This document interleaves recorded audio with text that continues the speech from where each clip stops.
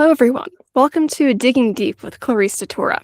I'm your host, Clarice, or CD for short. We're starting off this interview-oriented series strong with a very special guest, Rick Hunter, a voice actor some of you may know as the voice of the Postal Dude from the Postal game franchise.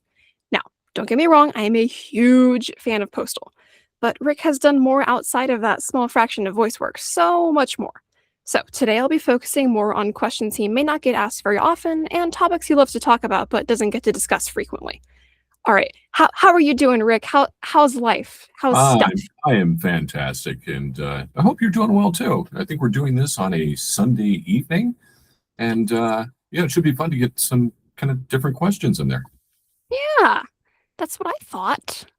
Okay, without further ado, let's dig deep, shall we? Sounds Okay, good to me.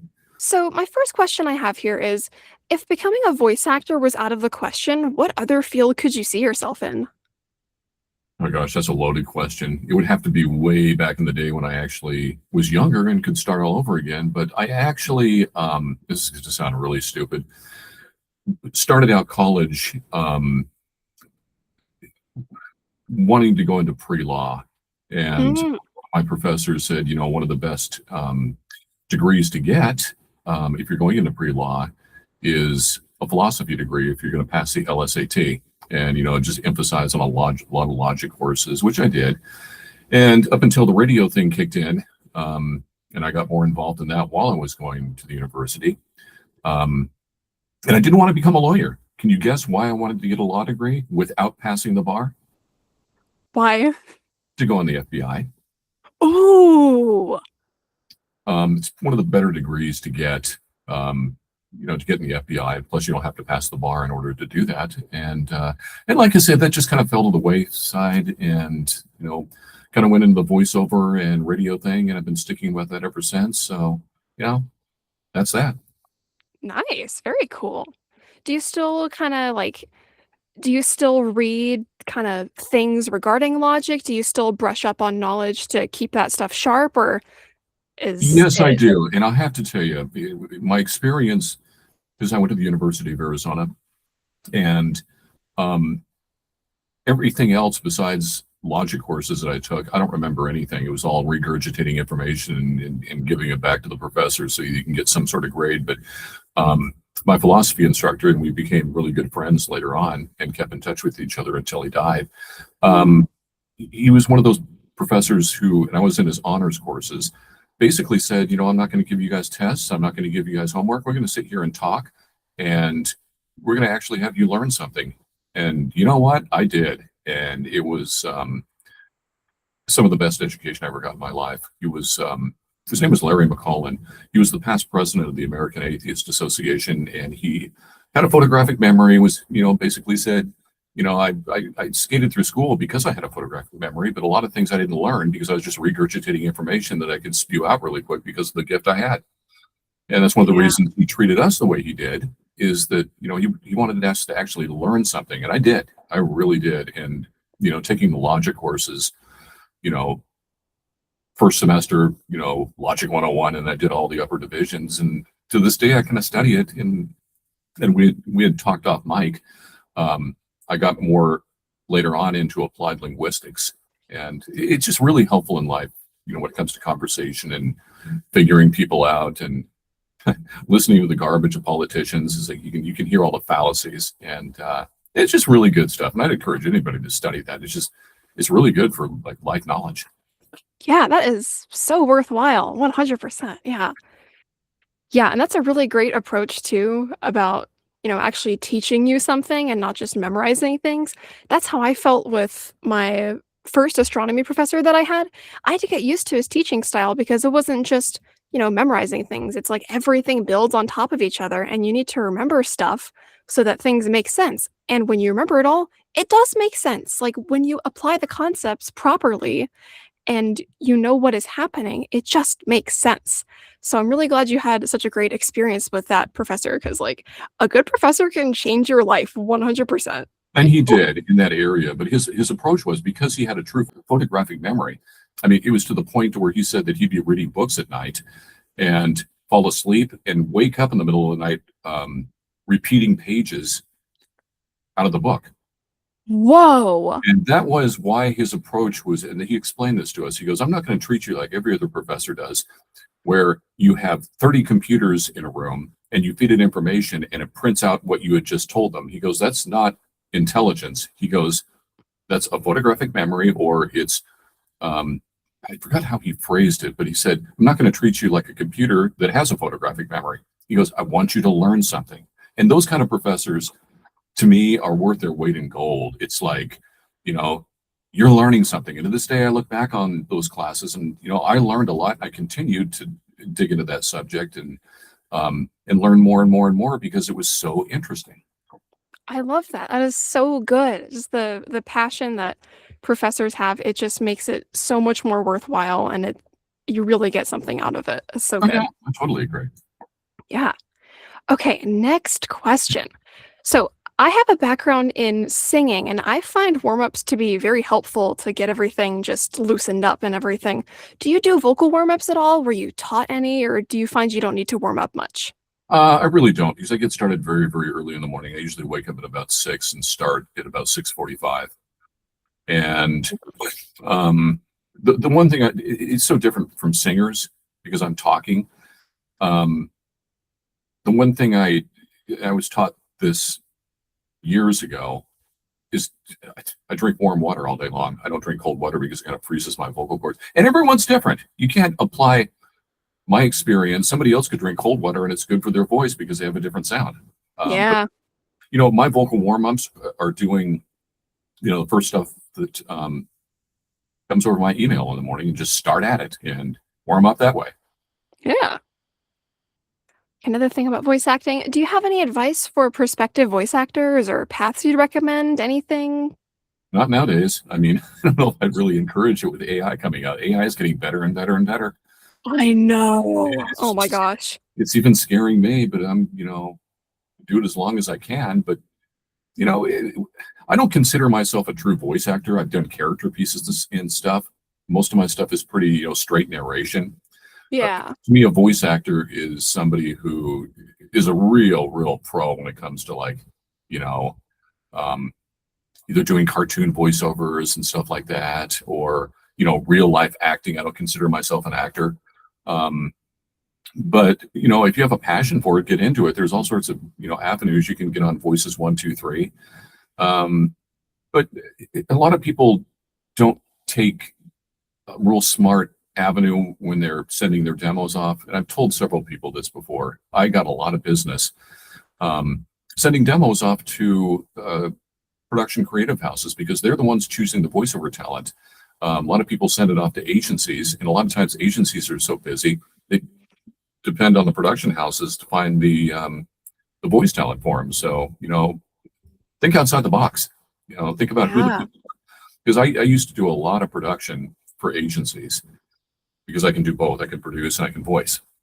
Yeah. And I found the agency was like, well, just go find us the voice. And that's when it clicked in my head. It's like, I bet these production houses are the ones choosing all the voiceover talent. But 99% of people are sending all their stuff to agencies. So Mhm. me, that's the best piece of advice I can give. It's think outside the box. Who are the people putting it together? Who are the people choosing the voices? Yeah, that's really good. I like that. Okay. I know we kinda already touched on this. If you went to college, what was your major? Did you study something that you feel helped you in finding work, and what did you do with your major? Absolutely nothing I took in college helped what I'm doing now. I got a degree in philosophy and logic. Yeah. I'm sorry, philosophy and religion, and a lot of that was just pre LSAT, and a lot of people say history is a big one to take too, but I'm a history buff as it is. I'm obsessed with history. I read 5 history books a month, and Wow. so it's like that's not a big deal. I already got that down. Um, That's awesome. besides that, no, it really hadn't. If I were going into school to become a voice actor, my attitude, I'd take a lot of acting classes. Yeah. I was You know, gonna ask too, if you don't call yourself a voice actor, what do you prefer to be called? basically a person, like a Yeah. jack of all trades. I mean, the video game thing, especially with the postal thing, came on, kind of a mistake. I was just called in and just started doing it with their very first postal game, and then it kind of took off from there. And from the first Postal game to the second to the stuff we're doing now, was pretty much a different character type up until we were doing this flesh and wire thing that is Yeah. coming out, and I've had to do select pieces for that. They wanted to go back to the old, Postal stuff where it was more evil. Yeah. I'm really interested in that approach, and I'm really looking forward to seeing how they'll execute it. Yeah, it should be good. The girl doing the voiceover work on it now, I'm not going to even tell you her name. She's worked on a lot of very, very big video game projects, and she is a true voice actress. She is really, really good, Wow. dramatic, and you can hear that in the trailer. It's like you're dealing with somebody who's a real pro on this. So I'm kind of excited to hear how the whole thing goes, and hopefully she doesn't kill me. Okay. I know you mentioned in the Finnish interview with HSRGV that you have your own home studio. What was it like creating that space, and is that space strictly for voice acting? It's for voiceover and it's for production. And I spent a long time because for 20 years I had a studio in the next room and I had another empty room. So I decided to do it correctly, with professional soundproofing that is the color tones that I wanted. Let's see, how many do I have in here? 1, 2, 3, 4, 5, 6 flat screens. 2 of them are 36-inch curved, and I have 3 mixing consoles, 3 laptops, and 4 towers. They're actually in the next room, so you don't hear any of the noise. But it's professionally set up, and it took me probably 6 months to put the whole thing together. Customized furniture, and it finally did something that's customized to the way I like to work. Yeah, that's really important for streamlining like the workflow and stuff and making it the space that you actually want to inhabit.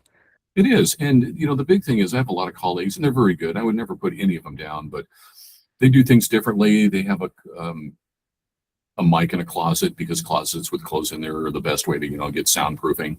A lot of them have these little prop-up studios behind them that they go into, or they have the mic.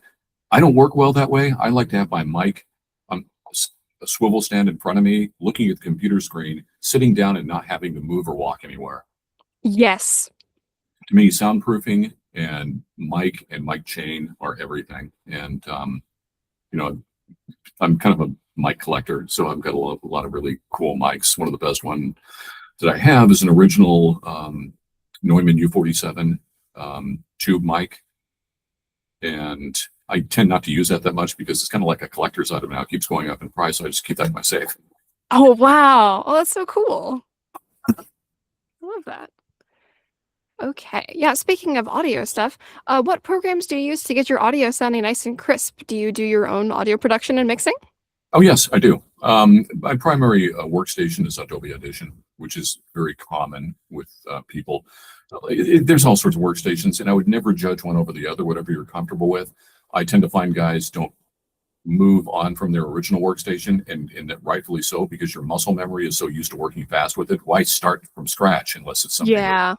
The things that I change up constantly are the plugins for processing, EQ, sound effects. And what I tend to use the most, and I'm trying to get into some other ones, is I use the Waves plugins. I find those to suit me just fine. I use what's called the Diamond bundle. And the processing and the compressors are just, they're just really, really good for sound effects and, altering your voice and pitch and everything else. And it's a fairly cheap package. It used to be expensive, but Waves really lowered their price. Cool. But besides that, yeah, Adobe Audition is one of my favorites. I started out using a program called Saw. A lot of people did too. Before that, I was using, the first workstation was a Roland. I'm sure all the old timers remember that. And best I worked with, and they stopped supporting it, was and the sound card was the absolute best. I can't compare anything else to this one. It was a whole setup called Paris Pro, and it had its own interface and little mixing console, and that was actually my favorite. Oh, that sounds so cool. Oh my gosh. I wish that was still around. It didn't do some of the things that stuff like Adobe Audition does now, or a lot of the other programs. But I would never, like I said, whatever you're comfortable with and whatever you're fastest with, and whatever works well with your plugins, go for it. Yeah, and stick with it because it'll just make things a whole lot easier. Uh-huh. Nice. Okay, another thing that I remember you mentioning was that on a hold work, like for telephones, was a lucrative option for voice actors, people wanting to do more with their voice. Could you talk more about that as a good place to start? And I have to ask too, is it still relevant now, even with text to speech being used for phone trees? And that's the big dilemma with that. It was relevant years ago. I mean, you could probably, if you set your price point, marketed correctly, a lot of guys overcharge, make some good money, but this industry is changing so fast. So I couldn't answer that question. I mean, with AI available, you have guys out there, um, guys and girls, companies that are probably going to AI the heck out of this stuff and Ugh, offer it to you a lot cheaper. And um, so I don't know. I mean, the whole AI thing is changing the entire industry. it Uh, really is. I've heard, excuse me, voiceover, AI voiceovers that I can't tell the difference. I really can't. That's kind of horrifying, to be honest. I mean, look at what they did with when James Earl Jones, I think he sold his voice to Disney. And I don't know if it was Rogue One where they used the AI with his voice. He sounded like he did back in 1976. It sounded phenomenal. Wow. Or I was maybe, not aware that they did that. yeah, maybe it wasn't Rogue One. Maybe Rogue One was the one that he did the last voiceover stuff on, and he sounded a little bit older. But the That new stuff seems that to make sense. yeah, the new stuff with Darth Vader's voice is like this is good. This is really good. Wow. Yeah, the capabilities are insane, but I just really wonder if that'll still keep people afloat and it's not gonna take away jobs. Because like, the one thing is, like, see, I'm on Duolingo, and I realized pretty quickly that the voices are synthesized, and they're probably taken from a voice bank of, like, real people, and it's pre-recorded stuff, but there's these strange audio glitches and things that I can pick up, and I'm like, "Oh, that's not a real person." So, I think, like, having the timbre of a real person still means a lot, and there's still a lot of, like, merit to that, and I feel like it adds more credibility when it's actually a real person. That's just me talking, though. Well, here's the way I look at it. Everything is evolving so fast. Technology is just something starts out and it gets better and better and better and better within months now. Yes. AI just started out here and look how phenomenal it is already. Can you imagine 3 years from now? It's going to be perfected. Oh my gosh. Yeah. There's a lot of aspects that are scary, and that's why I tend not to, make any judgment calls on it. I really do feel it's going to be, it's going to change this industry. I was talking to a colleague of mine that is in the film industry, and you're seeing this now where they're taking these actors and they almost look real. And again, I go back to the fact that it's just starting out and it's already looking really good. Imagine 3 years from now, this could really affect Hollywood and Yeah. and motion picture companies are thinking to themselves, instead of spending, with the top actor $20 million to pay them for a film, they can just AI the whole thing. Wow. But like I said, I'm just speculating. I've seen how fast it's already going, so I know it's going to be a major, you know, AI competition for people that do this for a living, like myself. Yeah. Okay. How much do you practice every day? What's it like to convey so much using only your voice? Is there a certain emotion you most enjoy embodying when you narrate things? I don't practice a lot. My favorite stuff to do, to be honest with you, is more skewed toward my voice. I do a lot of my all-time favorite thing to do is concert spots, and I Yeah. do a lot of rock, um, metal type things, classic rock. For a while, I actually got the gig for doing. Probably you don't even know who they are. Boston Styx. They were touring together, and I got Hmm. married with them to do their nationwide tour, and that was actual fun. But even the new stuff, some of the 80s metal bands that are still attempting to tour, I love doing those kind of things. And I love doing a lot of, and this is going to sound funny, a lot of people don't know this anymore, but I've always liked doing movie trailer type stuff. And Yeah. that doesn't exist anymore in Hollywood because the movie trailers that are coming out, there's no voice anymore doing them. They've eliminated that. And I agree with what they did. It's more just letting the story stand for itself and picking pieces out of the movie instead of some guy in the background in a world and blah blah blah and coming soon. That sounds so outdated, and it is. If you go see movie trailers now, there's nobody doing. Once in a while you'll see it, but there's no narrator in the background doing movie trailers. But in radio, every movie trailer has to have a voice because there's no visuals in radio Right. or podcasting or wherever they run these type of things. So you have to have a narrator, and I love doing those kind of things. Yeah, that's really good. I love that. Let's see. So I got the privilege of meeting Tom Kenny, the voice of SpongeBob, along with lots of other cartoon characters, and I've been a big fan of his work. I'd like to know if there's voice actors' work you follow or any other narrators, voice actors you look up to. I'd be interested to know your inspirations if you have any. Oh, that's a great question. My early inspiration back in the day, it's kind of a little groupie of his. He's just right up the road. I'm in Tucson and he's in Phoenix. And he was a huge voiceover guy back in the 80s, 90s, and early 2000s. His name was Charlie Van Dyke. Mhm. And he used to fill in for Casey Kasem. He had the voice of God. He made me sound like a little girl. And that was one of my big influences back in the day. Obviously, Don LaFontaine, who is the big movie trailer guy. But then now I'm more into a lot of the voice actors that are just very, very natural. Here's my thing. There are true voice actors. The number one voice actor in the entire world that I respect and look up the most to would be Morgan Freeman. Mm-hmm. I mean, perfection. Just Yeah. His first how he really got in the voiceover world was doing all that narration for The Shawshank Redemption, and it's absolutely golden. And just love the guy to death. And the other one's James Earl Jones. He's just top notch.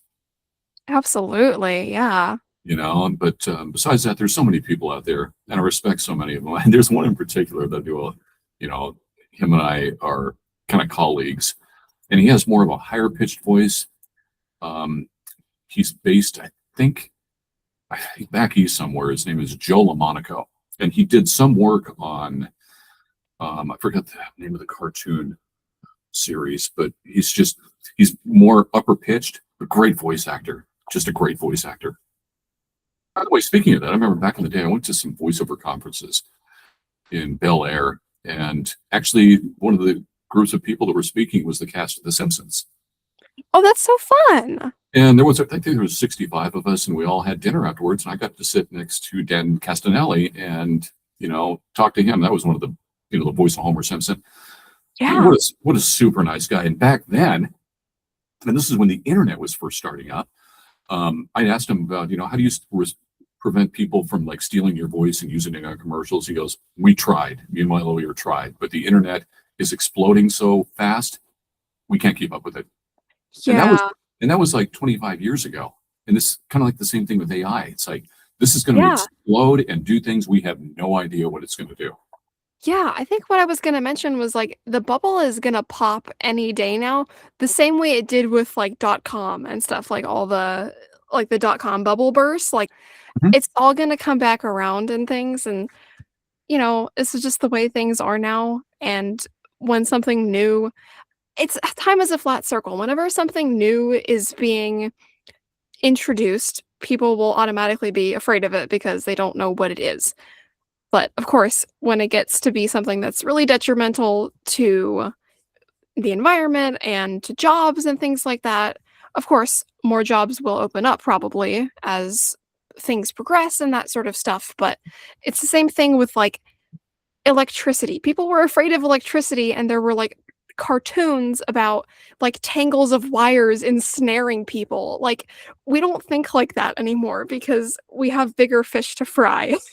We do. And I tend not to worry about things like that. Anything, technology, how it's going to affect my job. It's like you just move on and not live in this world of stress because everything changes, everything evolves. And Yes. that's something that's always going to happen and you can't prevent it. So, why sit around stressing about it?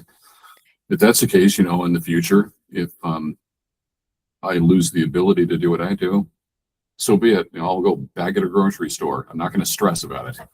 Yeah. Yeah, better to just take things as they come and not worry so much about things outside of your control. Exactly. Okay. Um, oh, I guess this is technically my last question. Okay. So you mentioned having a lot of hobbies outside of your job in HSRGV's interview from a few years back. Got any hobbies you could talk about for hours? Oh man, I tend not to mention this one because it'd be so stereotypical, the postal thing, and it's just been one of my passions for years. But I don't want people to take it wrong. Um, I'm very much into competition shooting, Yeah. and but very serious stuff, not this killing of people thing. It's just one of the reasons I'm stuck in a dark room staring at a computer screen in front of a microphone for 11 hours a day, and that literally is all week long. I don't leave the house. Um, to me, it's just nice getting out and doing something outside. The range I go to is an outdoor range, and you know, dealing with people out there and learning from them, and it's just to me, it's just fun to do. I'm not into killing people, or basically it's just to go out there and plink around and have fun, whether you do it with a bow and arrow or a BB gun. I tend to do it with handguns, and go through the competition range and get together with people. It's just, to me, it's just a lot of fun. Yeah. That sounds like a really good time, honestly. Like, it's not something I've ever explored, but honestly, I'd like to give it a shot sometime. Kind of like fishing. I'd like to go fishing at least once. I want to try it because I've Oh, never you gone should. fishing. Yeah, that's something once in a while. There's not a lot of lakes around here, but when my family has a big place up in Prescott, and there's a lot of lakes up there. And when I go up there, sometimes during the summer to get out of the heat, it's just fun to go around there and do some fishing. Did that when I was a kid, and we lived in New Mexico, and fishing's a blast. It's just, again, it's one of those things outdoors you can go out and do, and just you know deduct yourself from reality of everyday life, because you're so plugged in with all this electronic stuff, and it's so nice to get out and do something fun. Yes. That stuff is so important. Just like getting outside of yourself for a while and not thinking about everything that's online, like, just kind of stepping away for a second and being like, oh, yeah, this is what life is actually about. It's Having actually fun. getting out there and doing stuff that is different and fun. I remember, um, this is a real stupid story, but I have a lot of friends who are all retired now that used to be with the Tucson Police Department, Hmm. and one of them I got to be really good friends with, and we decided to each buy a brand new quad so we can go out down south here where they have a lot of the old missions, and there's all these old Spanish mines. To go out there and just cruise around and go to try to find some of these mine sites, and Indian artifacts if they're laying around anywhere, or stuff from the mid 1550s when the Spanish first came up here, which is down there, a lot of this stuff. And Yeah. that was a lot of fun. And as a result, him and I doing that, having a lot of fun, his whole motorcycle crew, about 8 other guys, went and bought quads, and we all go out there together.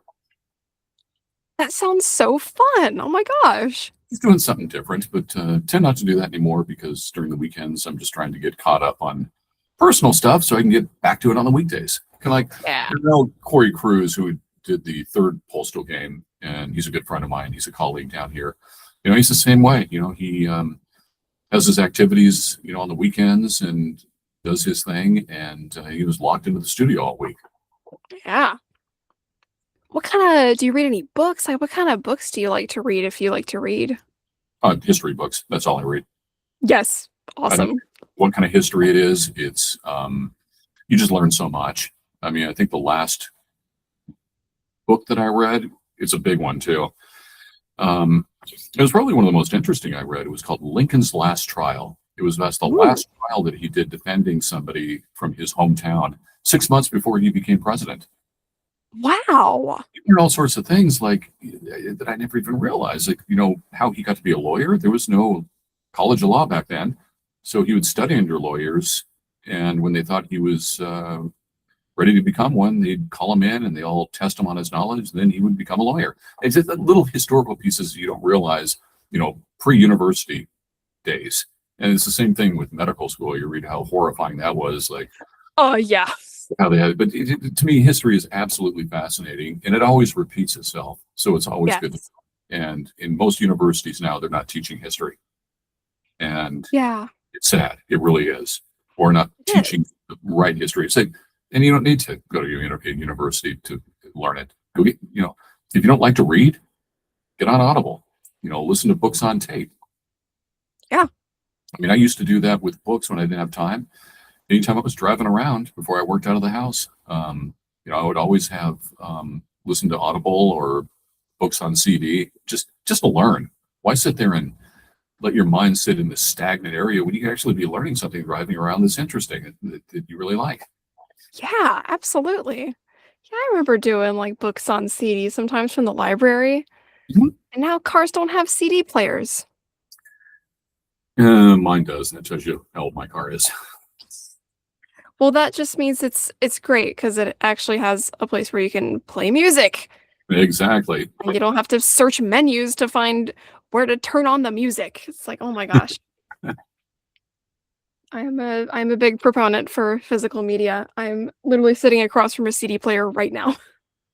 It's always good to have one of those things because, but Yes. then I'm outdating myself because I could be somebody 20 years ago that said, "Oh, it's always a good idea to have, an 8-track player too."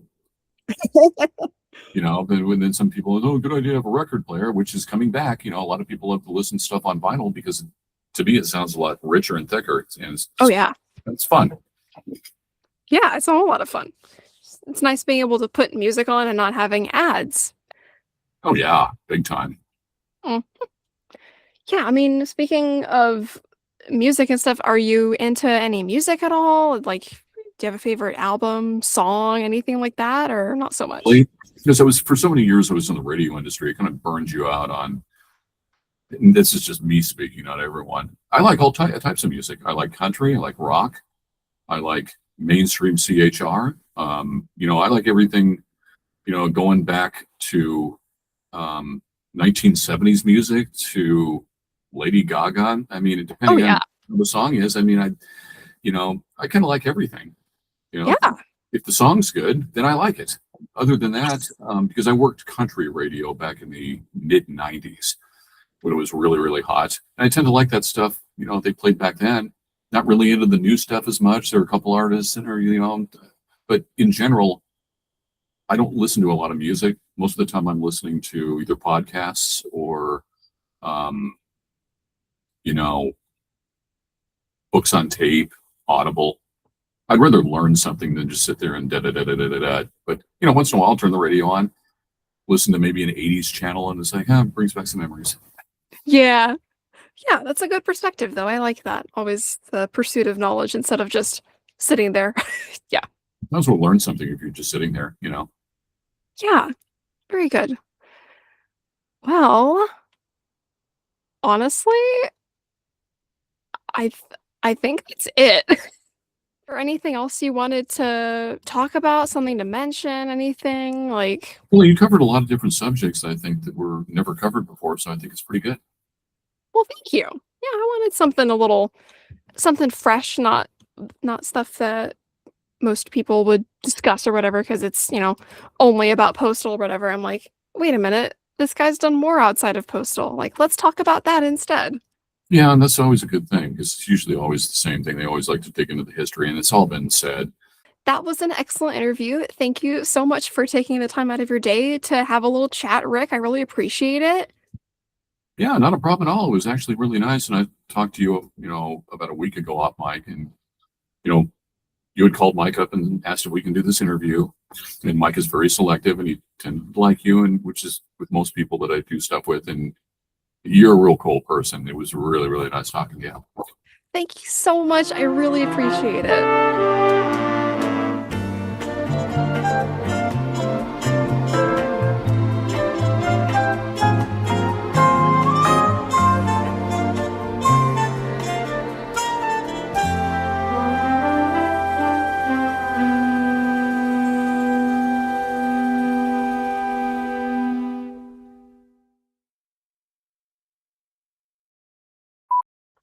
Also, I'm sorry if do you hear any background noise? Did you hear a car honking?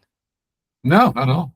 Okay, thank heavens. I was worried because I'm like, well, that's not annoying at all. Oh my God. It's a warm one. I don't know why. It's boiling hot in here. Oh my God. Yeah, it's out here. It's over 100 degrees. Okay, well, I can't even complain then, because Arizona. Oh, I know.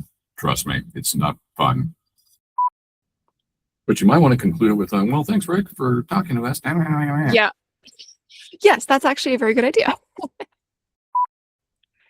Uh